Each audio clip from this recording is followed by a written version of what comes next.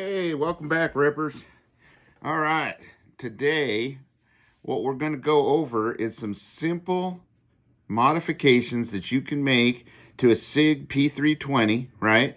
Or really any handgun you have that will help you in handling and operation of that firearm. Now, these aren't big modifications that are going to take a gunsmith or that will, really affect the safety of the item. That's not the idea. The idea is to improve the function and as well as usability of the firearm. Now, the first thing we're going to do is we're going to check and make sure that this firearm is safe. As you can see, we'll lock it back. We're empty. No magazine, right?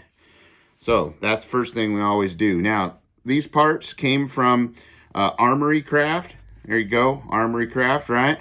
And if you want to go check them out, there's some info on them as well, right? Now, I'm not sponsored by Armory Craft or anything like that. Boy, that'd be nice if they would,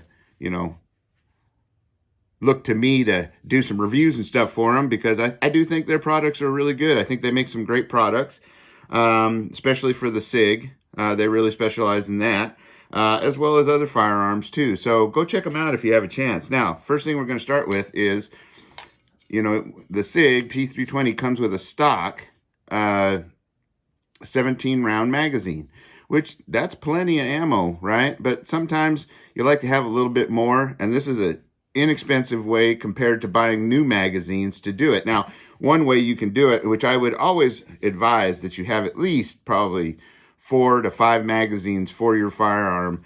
And, it might not hurt to have some springs and followers set aside too, just in case you can't get them down the road later, so that if the springs and followers wear out, well, you can replace them. But it doesn't hurt to have at least, I got 4 magazines for this one. I say 4 to 5.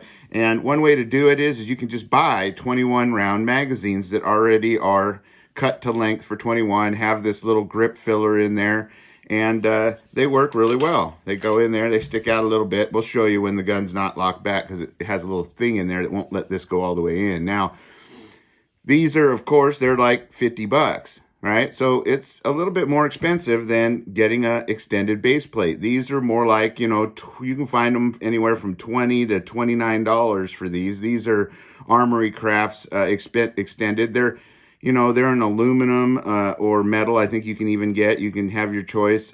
Base plate that's all machined. They're really nice. I really like it. So let's get to sticking this in there. Now, what you do, it's really easy. You got this button on the bottom of your SIG one. You push that button in with the front of the magazine pointing that way, and you just push that in, right? And with your thumb, push this forward while holding the spring in. See how I got the spring trapped right there? And then slowly release. Now, you'll see that you have this initial plate here that was the plug that held this all together, kept the plate from coming off. Well, you don't need that anymore. So take those 2 pieces and set them aside. Now what you do is you take and hold this spring down, and this is the tricky part where you need like 4 hands. But you hold this spring down, put this and slide it right on where the base plate came off from. And you'll hear it spring back in there, right? Now it's in there, and see the spring's in there, so that'll kind of hold it. Now, to keep it from moving on you, they got a little set screw right there. You can see it right there, a little set screw, right? So that being said, you can see it. You just take that little set screw and back it out. Oops. Slow until it gets firm against the magazine, and that's what holds it into place. So we're going to back this out, and as you're backing it out, it's coming up, so you're doing it the opposite of screwing it in, right?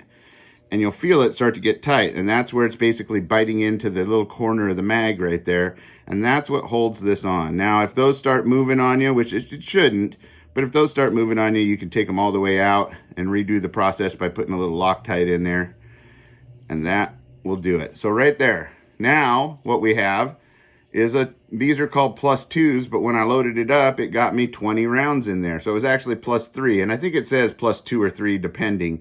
But I always like to not overload my mags, so I would probably have 19 rounds in this, and then, or 20 if it fits comfortably. So that's it. That's one one thing to do that definitely will help improve your firearm, right? Because now you can take your stock magazines, and for less than new 21 rounders, you can go ahead and make yours a 20 rounder, right? So, and you already got these with the firearm anyway, right? You got 2 mags. Might as well upgrade them. So that being said, that's one upgrade. So now the next one is a real easy one, and it is a flared magazine. Flared magwell, excuse me. So it's just a little piece that goes on just like that. They send it to you. It has one screw that keeps it locked in. And as you can see, your magazine well is a little bit flared here because when you're feeding your magazine in, that kind of helps you get it in there where you need it to be. But this kind of helps you in case you're a little bit off. It bounces you into there. And it really doesn't add a whole lot of profile to the handgun. Now you can get really big ones that are super wide, mega mag wells for people who have, you know, hard seeing or hearing or whatever to get it in the hole, right? Yeah, put your jokes down in the comment section. I hear you. But this is just your kind of a stand. It's a little bit extended, but not a whole lot, so that it doesn't just add a whole bunch of weight. It also helps you grip because it kind of locks your hand in there, right? And your pinky kind of rests up against this because this is the carry model. This is the P320 carry, right? So you just put that in there. You'll see that it has the front pin hole that goes into there, and then the back pin goes in there, and that's where the screw hole is. So you kind of just push on it, put the screw in there, right? Take your Allen and just kind of spin her until you feel it start threading. Now don't ever strip a thread. If you don't feel it going, then, you know, don't screw it in there, right? If it doesn't feel like it's going easy, there we go, nice and easy. And you just give it a little finger tight right there. Now you could put some Loctite in that if you wanted to, but it's actually kind of a good snug fit. And as you can see there, it not only looks pretty good on the firearm, it also gives you a place for your pinky to be on so it doesn't slip off in wet conditions, that kind of stuff. And empty magazine, as you can see, it makes it easier to get it in there, even if it's not the perfect location, right? That works pretty good. So that's another thing. And now you can do this not just to SIGs, you can do this to all. You can do this to Glock, and it's just as easy on Glock. 1911s usually take a little bit of machining depending on, or, you know, a little filing depending on the type you get. I like the Ed Brown type that have the back strap on it, so it takes a little shaping. But that's another modification you can do. Now the next one is going to be what some people refer to as a gas pedal.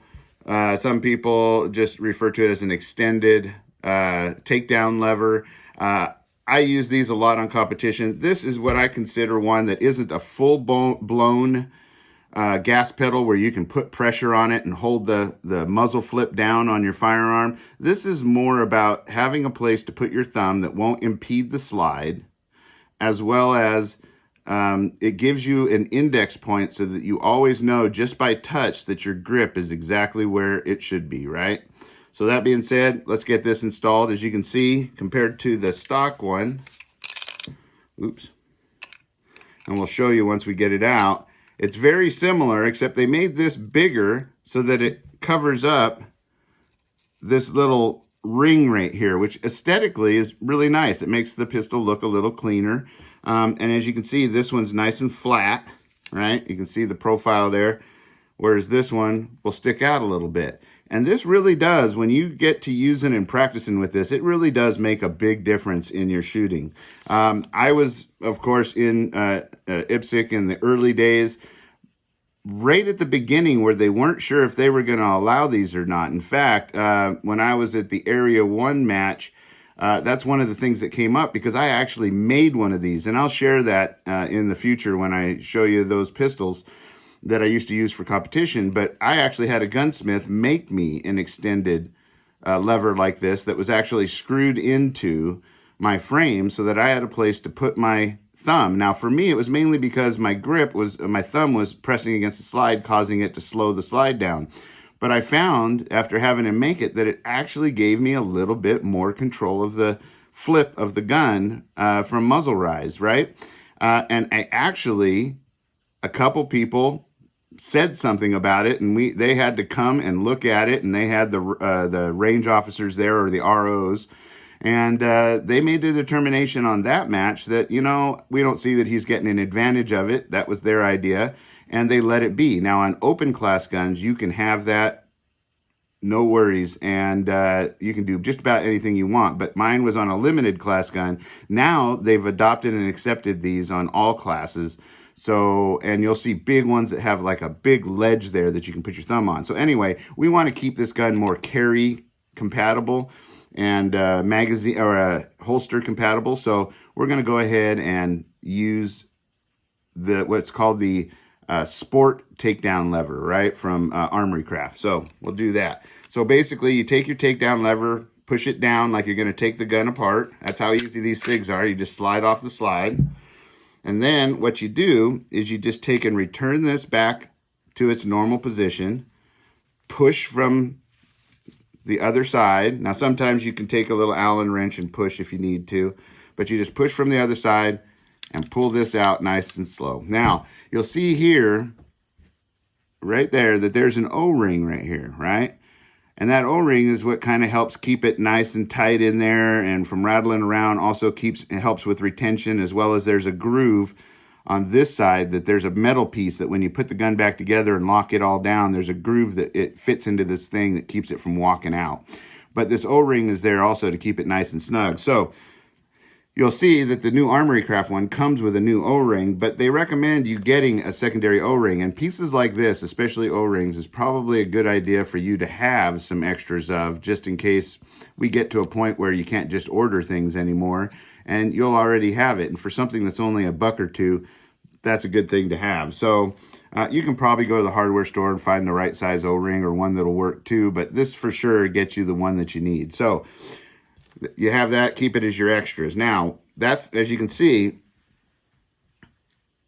the difference between the stock one and the Armory Craft Sport takedown lever that has a little bit of purchase room on it right there.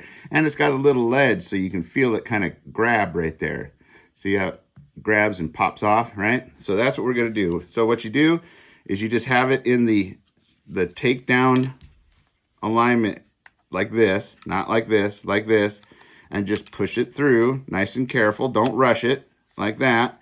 And now you can rotate it down and you're done. And then return it, lock it back, return your slide lever, and let your firearm return. Now you're all good to go, right? Now you can see when you grip, not only do you have an index point here that you can feel that helps you control the grip a little bit better, helps you feed your mag wells or your magazines into the mag well, but you also, when you have this hand on here, have an area that you can use your thumb, right, for indexing so that you know your grip's always right. Because sometimes when you get in a hurry and you're engaging different targets, or you're having to pick up things and run and then grip back on your gun, in the heat like that, or switching from, say, your primary to your secondary, right? You can get your thumb, might be a little low, might be a little high, in panic situations that happens. This gives you a tactile feel that you can just be like, I know my grip is exactly where it needs to be. And it also can give you a little bit of, you can get some grip on there to keep the flip down. And people that use it a lot actually find that, and you can find lots of videos on the internet where it'll tell you, yeah, this made a huge difference. And they got an even bigger one called the gas pedal by Go something. Go Guns, that's it. Go Guns gas pedal, right? It's even bigger and sticks out even further, or you can have even a custom one made. But what I'd say is that this is kind of the nice, you get concealability, you get holster usability, and you get your indexing location as well as a little bit of a grip on there. I think it's the best of all the worlds, to be honest with you. So this is the one that I would go with. I hope you guys agree with some of these things. I hope you find that that's how easy it is to do. stay tuned, because in the future we're going to do the next one where we replace this little spring in this guy, and this is the return spring that makes these SIGs have a little bit sluggish. If you fire on the return, it's a little sluggish, right? So this spring helps clean that up. It gets it so it's more of a positive response, and then so that way you can shoot faster, because if the gun's sluggish on reset, it's not ready to fire to when you go. So this spring will do that. We'll do that in the next video. And then another future video, we're waiting for an adjustable trigger to come in that allows you to adjust the take up. See that space right there, that room? It allows you, it'll bring the trigger back to where it's basically ready to go, or just a tiny bit of take up like this instead of like this. And then after you fire, it has an over travel. So basically, see how it just clicked right there? Oh, let's do that again from this side. So you'll see there's the reset, but you see all that room right there? It takes all that out. So that basically it resets and is ready to go. That will help speed you up as well. So I hope this helps you guys think about doing things, feel comfortable with doing it, and improve your weapon. Make it something that is unique to you, and get out there and practice more and more. Till next time, stay safe, stay secure, always be aware of your surroundings. If you have it, wear it. And if you wear it, get out there and practice with it, right? Improve it, use it, have some fun, and be getting ready and prepared for anything that may come our way. Till next time, adios.